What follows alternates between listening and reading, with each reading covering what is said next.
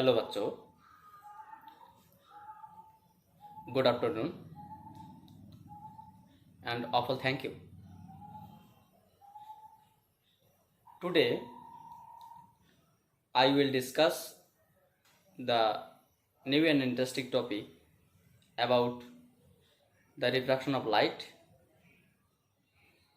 I hope all my प्यारी बच्चों are okay.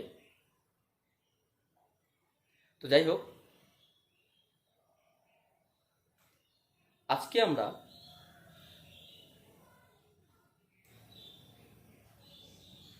51তম লেকচারে আলোর প্রতিসরণ অধ্যায়ে যে অপটিক্যাল প্রিজম আছে সেই অপটিক্যাল প্রিজমের প্রধান ছেদের মধ্য দিয়ে যদি আলোক রশ্মি পাঠানো হয় তাহলে সেই আলোক রশ্মির গতিপথ কীরকম হবে এবং সেই গতিপথের যদি কোনো পরিবর্তন ঘটে সেই পরিবর্তন কেন ঘটছে এবং কতটুকু কেন ঘটেছে সেই সমস্ত বিষয় নিয়ে আমরা এই লেকচারটিতে আলোচনা করব। চলো শুরু করা যাক। আজকের যে টপিকটা হবে সেটা হচ্ছে গিয়ে refraction of light. Refraction of light.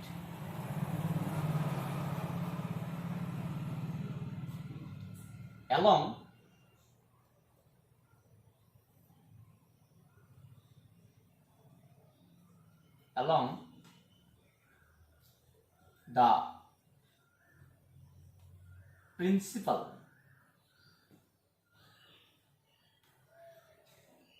section of a prism,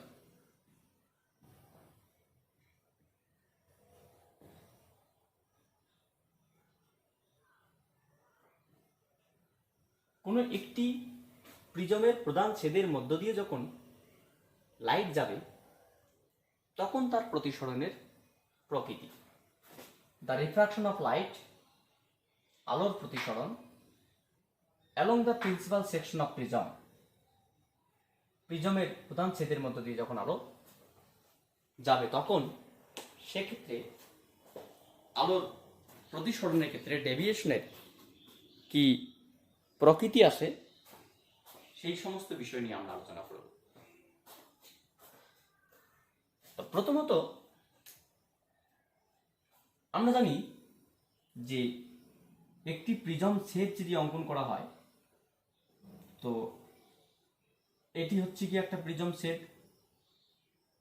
ধরা যাক সেই প্রিজম ছেদের নাম হচ্ছে কি এ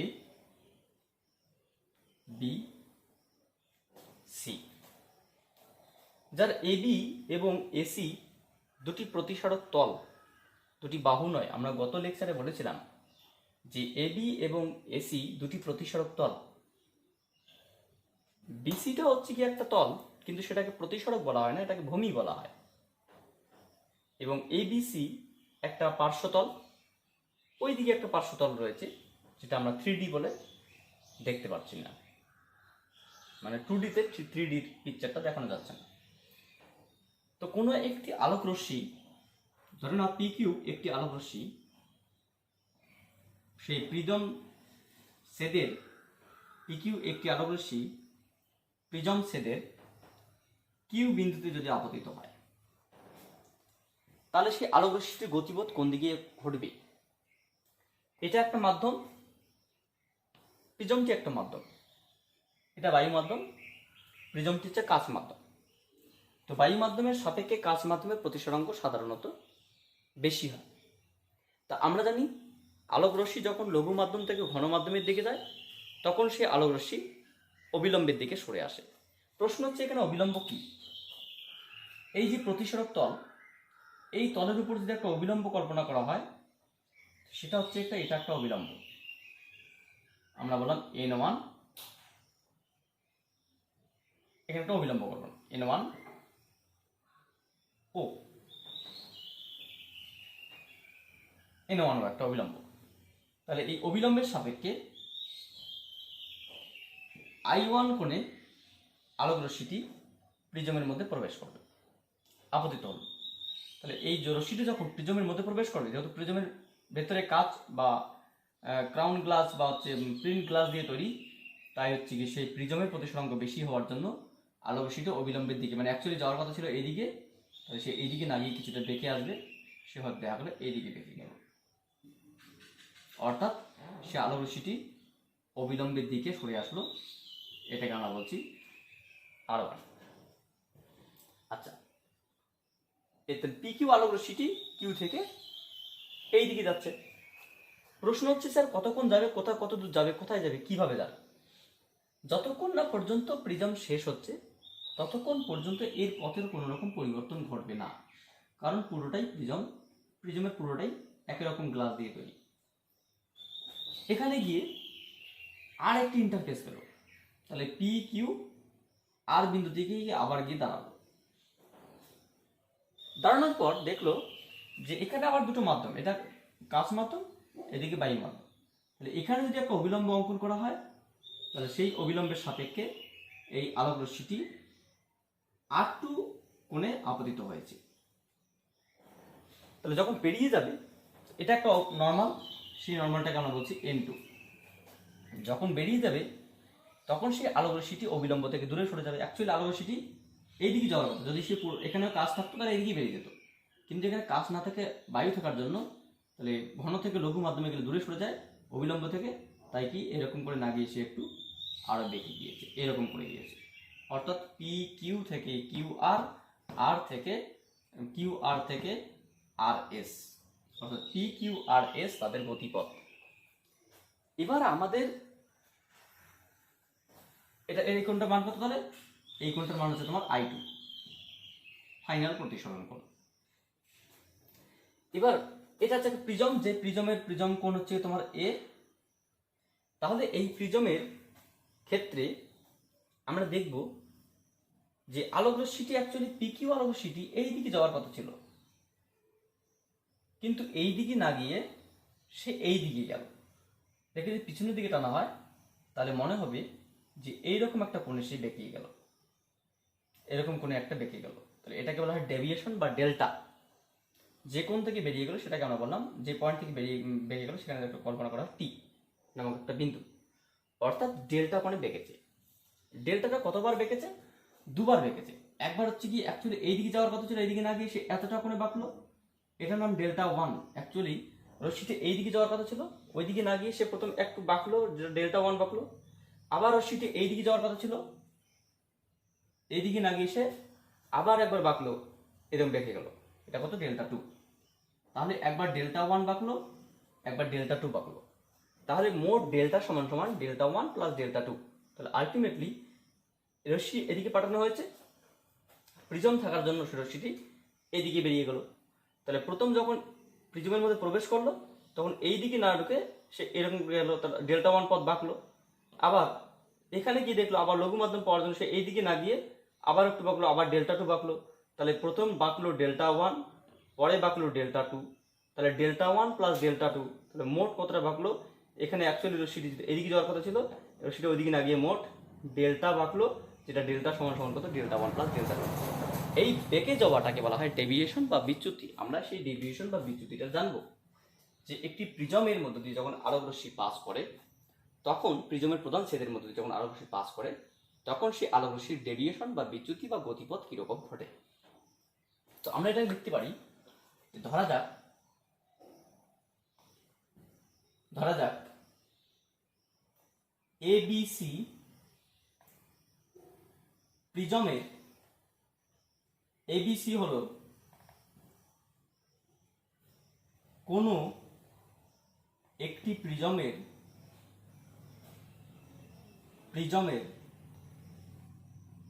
প্রধান ছেদ,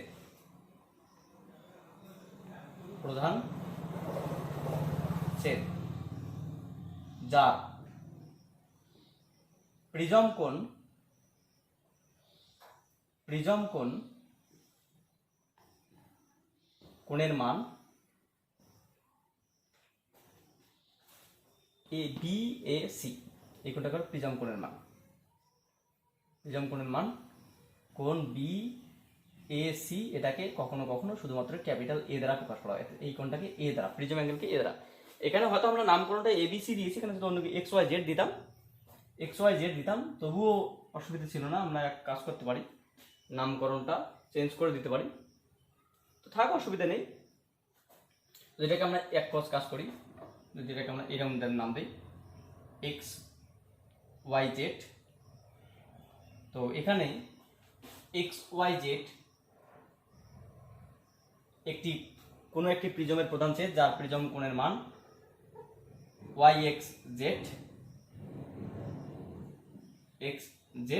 এটা এ দ্বারা প্রকাশ করা হয়, প্রিজম কোণটাকে এ দ্বারা প্রকাশ করা হয়। এখানে কতগুলো পয়েন্ট তোমাকে বুঝতে হবে, ঠিক আছে? প্রিজমের ক্ষেত্রে এই যে কোণটার কথা বললাম না, প্রিজম কোণ, এই প্রিজম কোণের মান ধ্রুবক। অর্থাৎ এবার প্রশ্ন হতে স্যার এটা কি সর্বজনীন ধ্রুবক? না, ধ্রুবক তো বটেই, কিন্তু সর্বজনীন ধ্রুবক বা ইউনিভার্সাল ধ্রুবক নয়। তাহলে কিরকম ধ্রুবক স্যার? পরিবর্তনশীল ধ্রুবক। তাহলে পরিবর্তনশীল যদি হয় তাহলে ধ্রুবক কেন? কারণ হচ্ছে গিয়ে, যদি আমি একটি এক্স পদার্থের কোনো একটা প্রিজম নেই, এক্স মানে ধরো কাছের একটা প্রিজম নেই, তার এই কোণটা হচ্ছে একরকম, পদার্থ বলবো না, আমি যে প্রিজমটা নিব সেই প্রিজমটার যে কোণটা, সেই কোণটা হচ্ছে কি, আমি ওই প্রিজমটা নিয়ে যা যা পরীক্ষা করব সমস্ত পরীক্ষার ক্ষেত্রে এই কোণটা ধ্রুবক। এই পরীক্ষাটি যে অন্য একটা প্রিজমের ক্ষেত্রে করি, সেই প্রিজমের কোণটা এটা আলাদাও হতে পারে। অর্থাৎ একটা নির্দিষ্ট প্রিজমের ক্ষেত্রে এই প্রিজম কোণের মান নির্দিষ্ট। কিভাবে বানানো হবে তার উপর নির্ভর করছে। কেউ এই অ্যাঙ্গেলটা বেশি করতে পারে, কেউ অ্যাঙ্গেলটা কম করতে পারে। যদিও এই অ্যাঙ্গেলটার উপর বেস করে প্রিজমের নামকরণ আসবে, যে থিন বা পাতলা প্রিজম কি, থিক বা মোটা প্রিজম কি, সেটা আমরা পরবর্তী স্টেপে আসবো, মানে পরবর্তী লেকচারগুলোতে। তো এখানে এইটাকে প্রিজম কোণ বলা হবে, অর্থাৎ একটা নির্দিষ্ট প্রিজমের প্রিজম কোণের মান নির্দিষ্ট। কারণ প্রিজম কোণ কখনো চেঞ্জ হবে না। হ্যাঁ, তাহলে চেঞ্জ করতে গেলে প্রিজমটাকে চেঞ্জ করতে হবে। একটা নির্দিষ্ট প্রিজমের প্রিজম কোণের মান নির্দিষ্ট। আচ্ছা, ধরা যাক আচ্ছা, এটা একটা প্রিজম কোণ এবং পি কিউ আলোকরশ্মি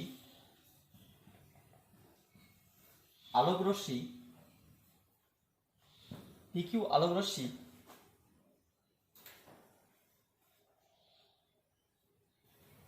প্রিজমের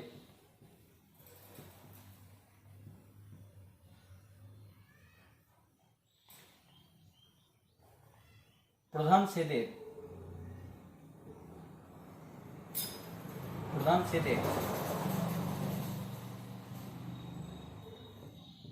এক্স ওয়াই তল আলোক রশ্মির প্রিজমের প্রধান ছেদের এক্স ওয়াই তল দ্বারা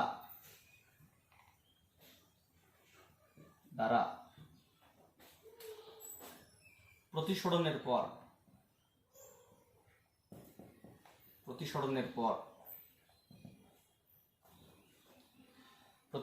পর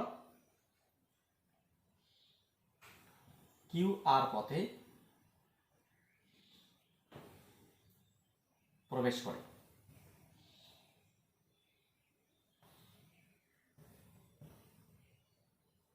আবার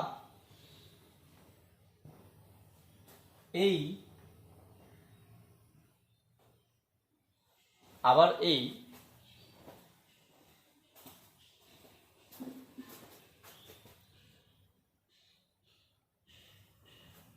প্রবেশ করে। আবার এই কিউ আর রশ্মিটি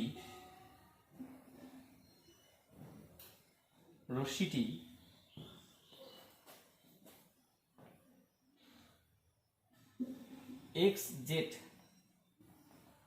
তল দ্বারা প্রতিসরণের পর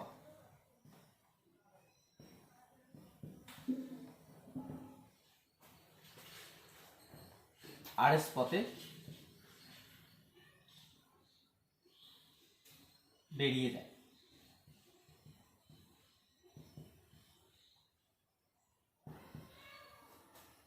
অ্যাকচুয়ালি যাওয়ার পথে এটা তোমার এম পথে যাওয়ার পথে ছিল, এম পথে না গিয়ে এস পথে গেল।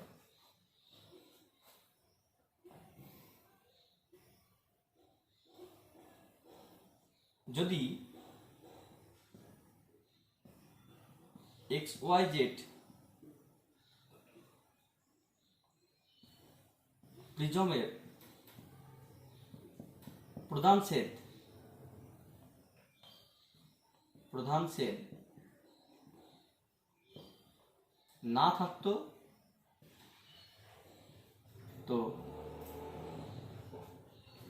তবে আলোকরশ্মি পিকিউ আলোকরশ্মি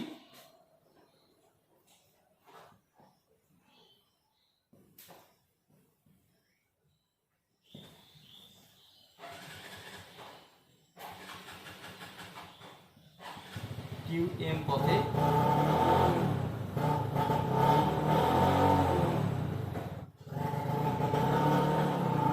বেরিয়ে যেত।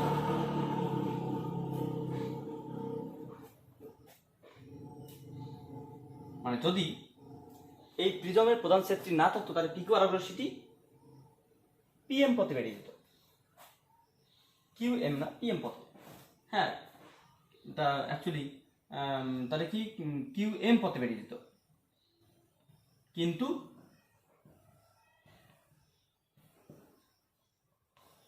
প্রধান শেড থাকায় আলোকরশ্মি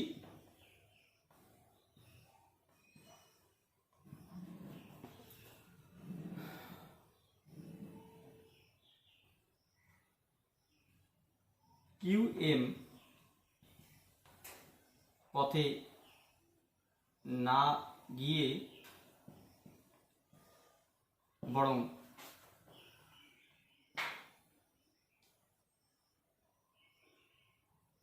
টিএস বা আরএস পথে বেরিয়ে যায়।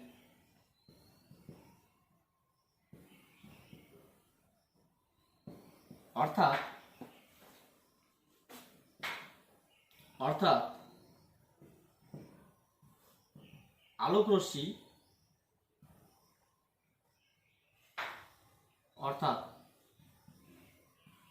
আলোকরশ্মি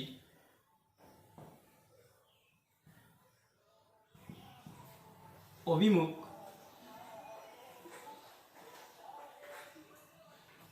পরিবর্তন ঘটে।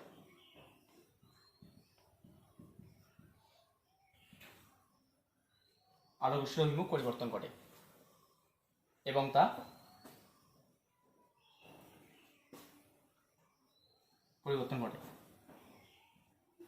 এবং তা দুটি ধাপে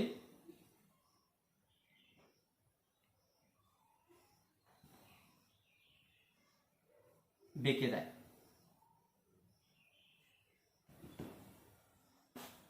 সুতরাং আলোকরশ্মির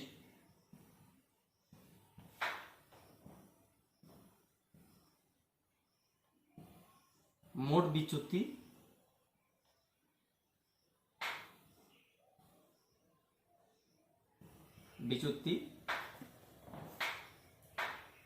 ডেল্টা ইজ ইকুয়ালস টু, একবার এই পথে গিয়েছে এম কিউ আর পথে, আর একবার গিয়েছে হচ্ছে তোমার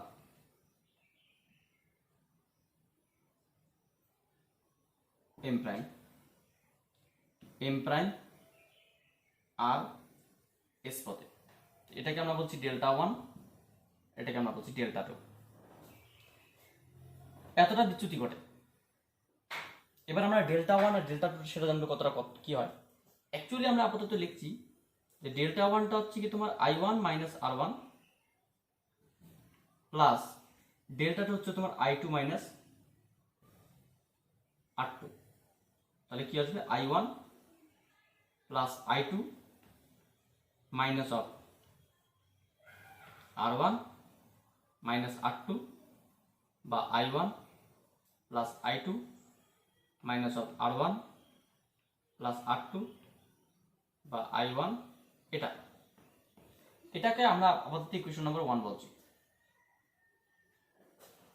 এবার একটা প্রশ্ন হতে পারে, স্যার ডেল্টা 1 আর ডেল্টা 2 বুঝলাম, কিন্তু I1 মাইনাস R1 কোথা থেকে আসলো? একটা জিনিস বোঝার চেষ্টা করো,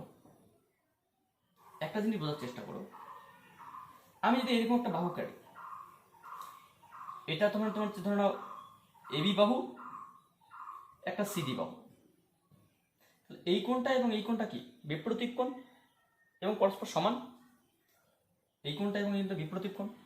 আমি যদি কেউ এটা যদি না বলে, কেউ বলে যে স্যার এই কোণটা প্লাস এই কোণটা সমান সমান এই কোণটা, কোনো অসুবিধা নেই, তার কারণ দুটি বাহু যদি পরস্পরকে ছেদ করে তাহলে এই দুটি কোণ বিপরীত কোণ, সে তুমি এটাও বলো বা এটা প্লাস এটা সমান সমান এটা বলো, কোনো অসুবিধা নেই।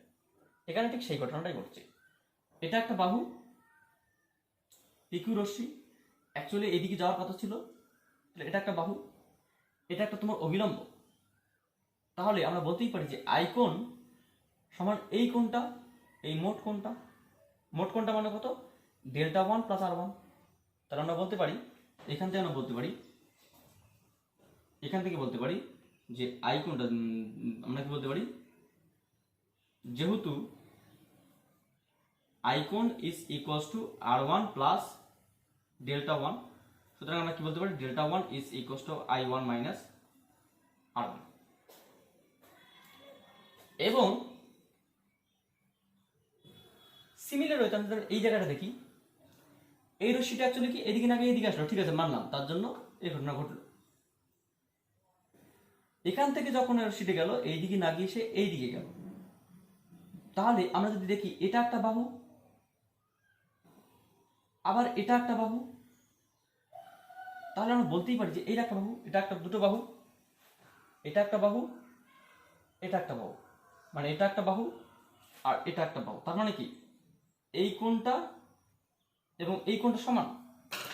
যদি এই বাহুর সঙ্গে এই বাহু মানে ভেদক হিসেবে আমরা দেখি, তাহলে কি আসলে এই যে কোণটা এখান থেকে আসলে এরকম একটা ব্যাপার, এই যে কোণটা, এই একটা বাহু আর এটা একটা বাহু, তাহলে এই কোণটা এবং এই কোণটা হচ্ছে আমাদের সমান। কিন্তু একটু ভালো করে ভেবে দেখো, সরি আমি ভুল করলাম, এই বাহুর সঙ্গে যদি আমরা এই বাহুটা দেখি, এই বাহুর সঙ্গে এই বাহু, তাহলে কি এই কোণটা এবং এই কোণটা সমান। কিন্তু I2 কোণটা, I2 তো পুরোটা I2, তাহলে পুরোটার থেকে যদি আমি ডেল্টা 2 বাদ দিই তাহলে আমরা এইটুকু পাবো। এইটার সঙ্গে আমরা এটা কি বলতে পারি, তাহলে আমরা বলতে পারি R2 is equals two, R2 সঙ্গে কার সমান, এই বাহুটা সমান, এই কোণটা সমান, তাই এই কোণটা কত, I2 থেকে যদি আমরা ডেল্টা 2 বাদ দিই তাহলে I2 মাইনাস ডেল্টা 2, বা আমরা কি বলতে পারি, delta 2 is equals two I2 minus R2। তা ডেল্টা 1 এর পরিবর্তে এটা আর ডেল্টা 2 এর পরিবর্তে এটা আমরা যেখানে বসিয়ে দিই তাহলে আমরা পেয়ে যাব। এটা আমরা খুব একটা করছি না, এটা সিম্পল বিষয়, এটা ক্লাস 9-10 কনসেপ্ট, তোমরা একটু ভালো করে দেখলে বুঝতে পারবে। হ্যাঁ, তাহলে আমরা এখানে দেখলাম যে এখানে ডেভিয়েশনটা আসলো কত, delta is equals two I1 plus I2 minus of R1 plus R2। এবার এখানে কতগুলো ব্যাপার আছে সেগুলো একটু আমরা দেখব। তার আগে দেখি ভিডিওটা ঠিকঠাক চলছে কিনা। সো দ্যাটস ওকে, চলছে। এখানে আমরা আরেকটা বিষয় দেখবো এখানে, সেটা হচ্ছে গিয়ে প্রিজম অ্যাঙ্গেল।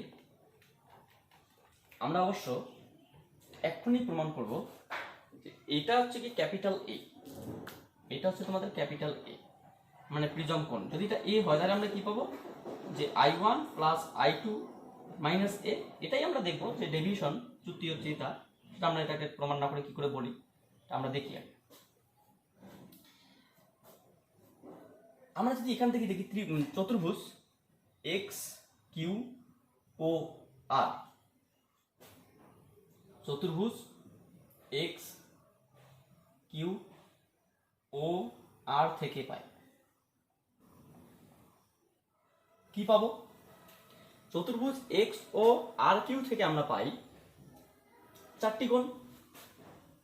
একটা হচ্ছে তোমার এক্স কিউ ও প্লাস কোণ কিউ ও আর প্লাস কোণ ও আর এক্স প্লাস কোণ আর এক্স কিউ সমান কত? 360 ডিগ্রি। কারণ আমরা জানি চতুর্ভুজে চারটি কোণের মান 360 ডিগ্রি। তাহলে এটা একটা চতুর্ভুজ এক্স কিউ ও আর, এই যে চতুর্ভুজটা আছে, এই চতুর্ভুজের যে চারটি কোণ, সেই চারটি কোণ সমান কত? 360 ডিগ্রি। তাহলে কোণ এটা প্লাস কোণ এটা প্লাস কোণ এটা প্লাস কোণ এটা সমান 360 ডিগ্রি। বা আমরা আর কি লিখতে পারি? আচ্ছা, এবার আমাকে একটা জিনিস বলো তো, এই কোণটার মান কত? এই যে কোণটা আছে এই কোণটার মান কত? বা এই যে কোণটা আছে এই কোণটার মান কত? দুটোই 90 ডিগ্রি। কেন?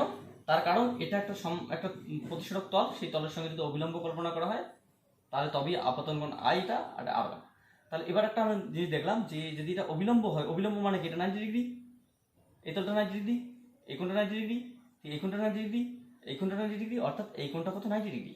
ঠিক, অবিলম্ব হওয়ার জন্য এই কোণটা এবং এই কোণটা 90 ডিগ্রি। তাহলে আমরা কি লিখবো? এক্স কিউ ও, তাহলে কোণ একটা কি এক্স কিউ ও, এটা হচ্ছে 90 ডিগ্রি, প্লাস এই কোণটা 90 ডিগ্রি তো না, এটা হচ্ছে তোমার কিউ ও আর, আর একটা হচ্ছে ও আর এক্স, এটা 90 degree, plus R X Q সমান 360। বা এটাকে আমরা কি লিখতে পারি? বা এটাকে আমরা লিখতে পারি, চাইলে আমরা এই কোণ দুটোকে আমরা কি লিখতে পারি? যে কোণ কিউ ও আর প্লাস কোণ R X Q is equals to 360 minus 90, that means Q O R plus R X Q is equals to 180, equation number 2। এটা আমরা বলতে পারি, তার মানে কি এই কোণটা এবং এই কোণটা 180 ডিগ্রি, এটাই দেখলাম। আচ্ছা, আর একটা বিষয়, আমরা আর একটা ত্রিভুজ দেখব। কি ত্রিভুজ দেখব? ত্রিভুজ কিউ ও আর, এই যে ত্রিভুজটা আছে, এই ত্রিভুজটা কিউ ও আর, এই দুটি ত্রিভুজের ক্ষেত্রে আবার আমাদের চিত্রটা একটু বড় করতে হতো, তাহলে সুবিধা হতো। আবার ত্রিভুজ কিউ ও আর থেকে পাই কি পাবো? তিনটি কোণ, একটা কিউ ও আর, একটা হচ্ছে ও আর কিউ, একটা হচ্ছে আর কিউ ও সমান 180। মানে একটা হচ্ছে তোমার কিউ ও আর, একটা ও আর কিউ, একটা হচ্ছে তোমার আর কিউ ও 180 ডিগ্রি। বা কিউ ও আর, মানে কিউ ও আর এটা থাকলো কিউ ও আর, আর এই কোণটা কত বলতো? Q R O Q, O আর কিউ, মানে এটা কত? আর, মানে এই কোণে আপতিত হয়েছিল, এটা R2 আর এটা কত? R1। তাহলে একটা হচ্ছে তোমার R2 প্লাস একটা R1 সমান 180। বা হ্যাঁ, এটা 180। তাহলে এটাকে আমরা ইকুয়েশন নাম্বার 3 বলতে পারি। তাহলে ইকুয়েশন 3, 2 এবং 3 থেকে আমরা কি লিখতে পারি? একটা জিনিস ভালো করে দেখো, এটা কি ছিল? টোটাল ডেভিয়েশন বা ডেল্টা, টোটাল ডেভিয়েশন। এই দুটো সমান সমান 180, এই তিনটি সমান সমান 180। তাহলে এটাও 180 ডিগ্রি কোণ, এটাও 180 ডিগ্রি কোণ। তাহলে আমরা বলতেই পারি যে যেহেতু এটা সমান সমান এটা, আবার এটা সমান সমান এটা, তাহলে বলতে পারি এটা সমান সমান এটা। So from equation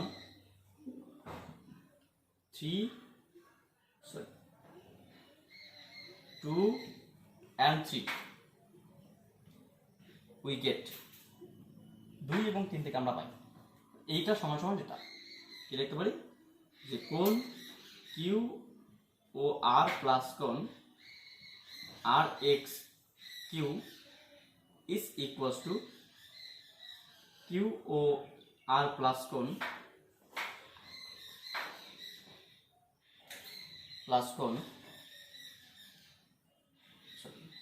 R1 plus R2।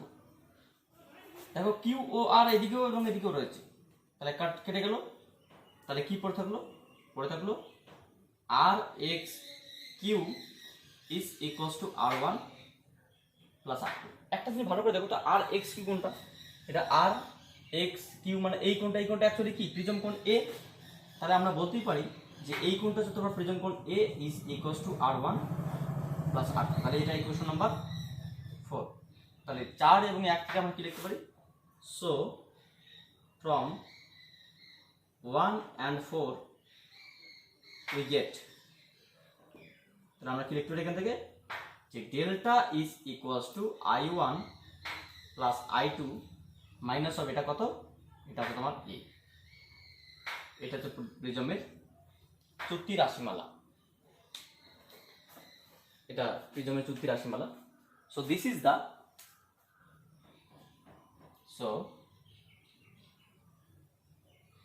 The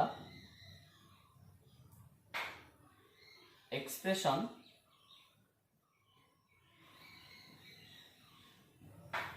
of deviation for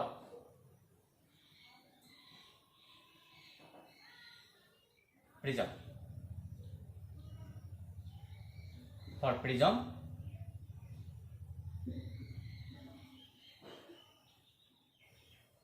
of light, আলোর প্রিজমের আলোর ক্ষেত্রে, আলোর প্রতিসরণের ক্ষেত্রে এটা হচ্ছে তোমার বিচ্যুতি রাশিমালা।